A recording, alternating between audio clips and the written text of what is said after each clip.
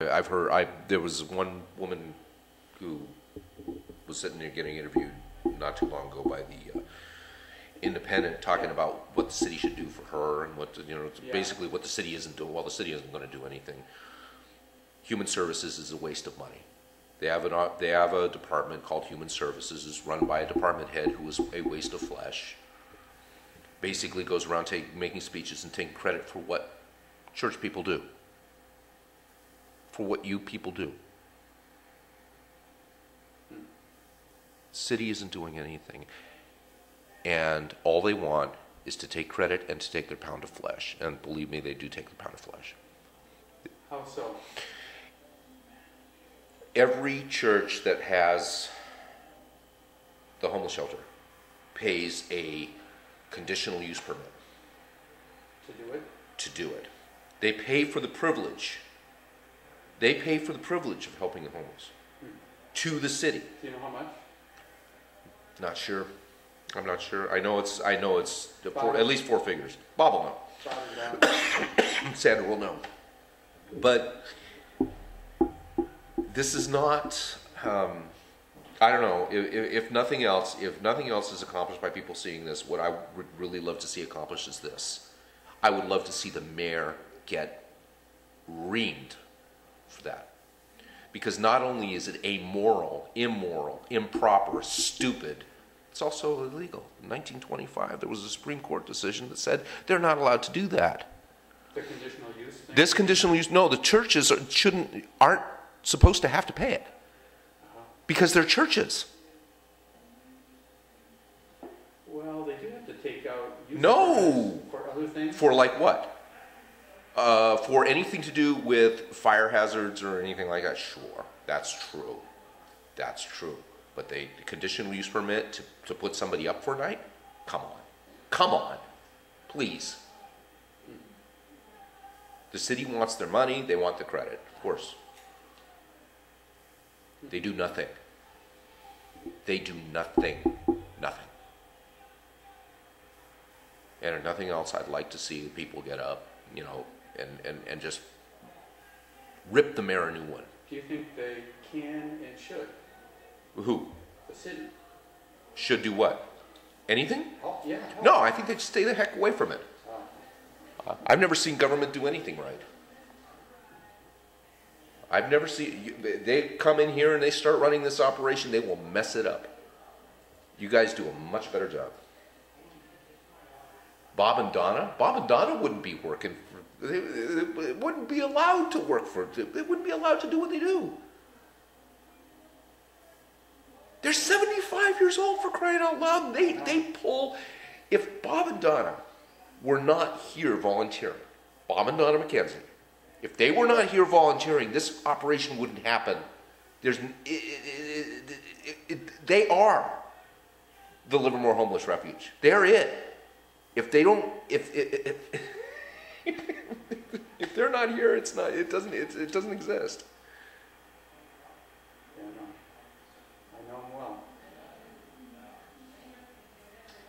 Okay. Are there some good things that have happened to you since you've been homeless? A lot of good things. I got more friends now than I've ever had. Is that right? Yeah. Uh-huh. Yeah. I feel quite a bit more respected than I did before I was homeless, actually. Quite, truth be told, yeah. Huh. Uh-huh. When I was struggling, trying to make my way in the world, doing what I did. I mean, I was, the happiest time of my life was on that ranch taking care of horses. I could have done that for the rest of my life, and that's really what I wanted to do. When that got taken away, well, yeah,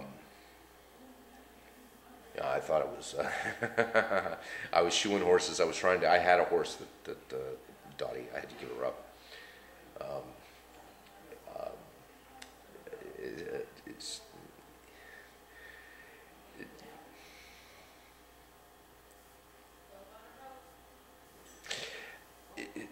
It was, it took me a long time to get to where I'm at now. Being able to get a job, being able to proving to myself that they could actually make it out here on my own, and actually survive without being a dirty, filthy gutter rat. Uh-huh. It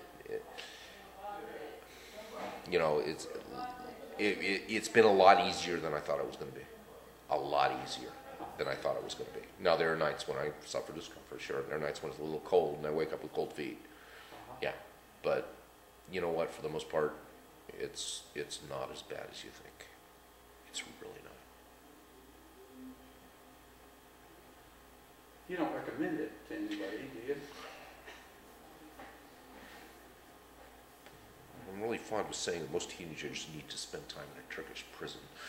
You know, Turkish prison, but you know. have you done that? No, no, but I did see Midnight Express. Yeah, I don't know. I actually was involved in the youth group in my church for a little while, and some of the boys, I think, could benefit from the experience.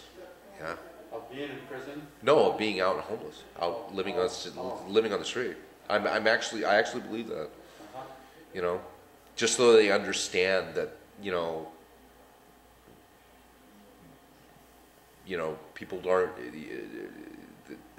that your parents aren't going to always be there. They're not. You got to learn to fend for yourself. It's taught me a lot about people. A lot of things I didn't understand before. It taught me a lot. Mm-hmm. I can imagine. Yeah. I haven't experienced it, but I can imagine. Yeah, sure. Okay. Any bad things happened to you since you've been home? Yeah, a few bad things. Yeah. Not going to talk about them. Okay. Have you ever been attacked since you've been home? Not physically. Uh-huh. Darn close. Yeah. Darn close, but no. Somebody with a weapon or no? But came darn close, but Yeah. it didn't happen. Uh-huh. Good. Good. Have any of your friends been attacked? Yes. Yeah. Hurt bad? Yeah, a couple of them got hurt pretty bad. Yeah. Yeah. Did you know any of these guys who died? Yeah. Like there was 5 or so? Yeah. Yeah, you did. All of them? Not all of them. A couple of them I knew of. Yeah.